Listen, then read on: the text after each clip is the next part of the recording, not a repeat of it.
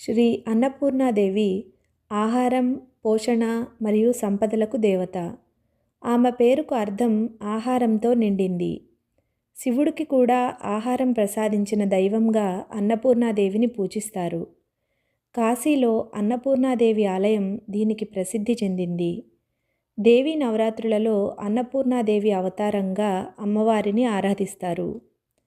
ఇంట్లో అన్నపూర్ణాదేవి రూపంలో అమ్మవారిని పూజించడం వల్ల ఆహార ధాన్యాలు సమృద్ధిగా లభిస్తాయని నమ్మకం.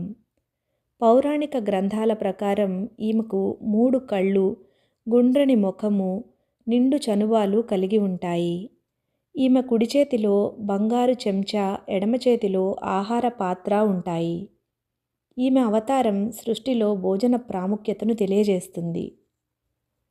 దేవీ నవరాత్రులలో అన్నపూర్ణాదేవికి గంధపు పసుపు రంగు చీరతో అలంకరించి పొంగలిని నైవేద్యంగా పెట్టి మల్లెపూలతో పూజిస్తారు.